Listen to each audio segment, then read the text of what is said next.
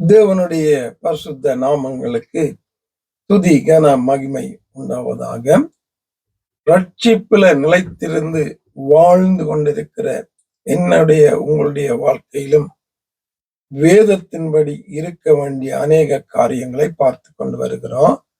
தொடர்ந்தும் முக்கியமான காரியங்களை பார்க்கிறோம். இன்னும் ஒரு காரியத்தை யோவான் 21ஆம் அதிகாரம் 15, 16, 17 பார்க்க போகிறோம். ஆண்டவர் மரித்து உயிர்த்தெழுந்து வந்து அந்த சீசர்களோடு அவர் இருக்கும்போது பேதுருவை பார்த்து ஒரு கேள்வி கேட்கிறாரு. 15வது வசனம். அவர்கள் போஜனம் பண்ணின பின்பு இயேசு சீமோன் பேதுருவை நோக்கி, யோனாவின் குமாரனாகிய சீமோனே, இவர்களிலும் அதிகமாய் நீ என்னிடத்தில் அன்பாய் இருக்கிறாயா என்றார். அதற்கு அவன், ஆம் ஆண்டவரே, உம்மை நேசிக்கிறேன் என்பதை நீர் அறிவீர் என்றான். அவரின் ஆட்டுக்குட்டிகளை மேய்ப்பாயாக என்றார். இரண்டாம் தரம் அவர் அவனை நோக்கி, யோனாவின் குமாரனாகிய சீமோனே, நீ என்னிடத்தில் அன்பாய் இருக்கிறாயா என்றார். அதற்கு அவன், ஆம் ஆண்டவரே, உம்மை நேசிக்கிறேன் என்பதை நீர் அறிவீர் என்றான். என் ஆடுகளை மேய்ப்பாயாக என்றார். மூன்றாம் தரமும் அவர் அவனை நோக்கி, யோனாவின் குமாரனாகிய சீமோனே, நீ என்னில் நேசிக்கிறாயா என்று அவர் மூன்றாம் தரமும் தன்னை கேட்டபடி பேதுரு துக்கமடைந்த, ஆண்டவரே, நீர் எல்லாவற்றையும் அறிந்திருக்கிறீர், நான் உம்மை நேசிக்கிறேன் என்பதையும் அறிவீர் என்றான். இயேசு, என் ஆடுகளை மேய்ப்பாயாக என்றார்.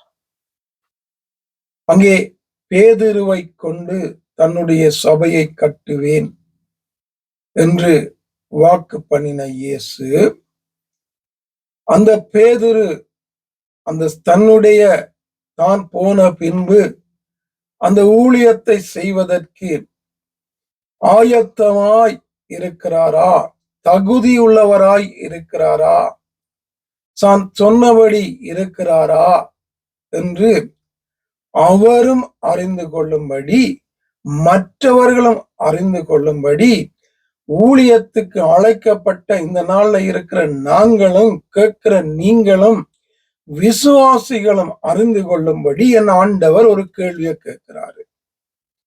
என்ன கேள்வி அது என்றால், நீங்க எல்லாரையும் விட என்னிலே அதிகமாய் அன்பு செலுத்துறீங்களா? கவனிக்கணும். ஆண்டவர் எல்லாரையும் விட நீ என்னை நேசிக்கிறாயா? 3 தரம் என் ஆண்டவர் கேட்கிறார். கேட்டு சொல்லுகிற ஒரே பதில் ஒன்றுதான், என் ஆடுகளை, என் மந்தைகளை, ஆட்டிக்குட்டிகளை மேய்ப்பாயாக. தேவனுக்கு ஊழியம் செய்ய வேண்டுமானால், தேவன் உங்களை பயன்படுத்த வேண்டுமானால், இந்த உலகத்தையும் அதில் உள்ளவைகள் எல்லாவற்றையும் விட தெய்வமாகிய அவரை முதலாவது முழு உள்ளத்தோடும், பலத்தோடும், ஆத்மாவோடும், இருதயத்தோடும் அன்பு கூறுகிற ஒரு வாழ்க்கை வாயால சொல்றதில்ல, வாழ்க்கை கிரிகைகளை இருக்க வேண்டும்.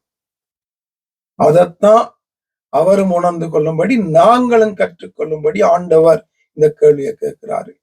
ஆண்டவரை முதலாவது நேசிக்க தெரியாதவன், எல்லாவற்றையும் விட ஆண்டவரை நேசிக்கிற இருதயம் இல்லாதவன் ஆண்டவருக்கு ஊழியம் செய்ய முடியாது, இயேசுவுக்கு ஊழியம் செய்ய முடியாது. அந்த இருதயம் முதலாவது இருக்க வேண்டும். முழு உள்ளத்தோடு ஆண்டவரை அன்பு கூறுகிற, என்ன வந்தாலும் பேதுருவை போல பின்னர் நாங்க பார்க்கிறோம்.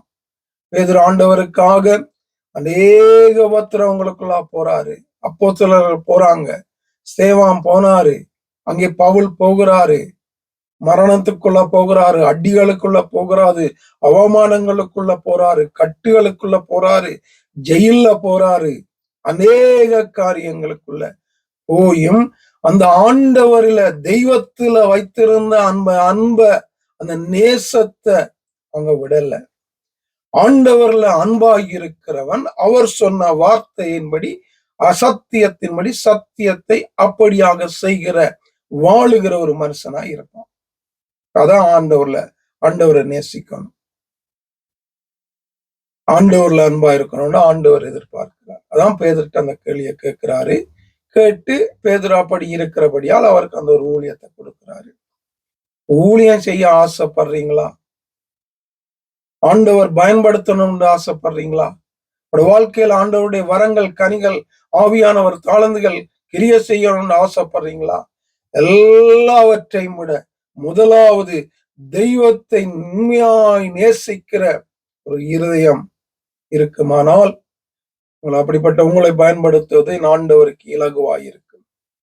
ஆவியானவர் தாமே தொடர்ந்தும் அப்படியான ஒரு இருதயத்தை தந்து, அன்பை தந்து என்னையும் உங்களையும் நடத்துவாராக. ஆமென்.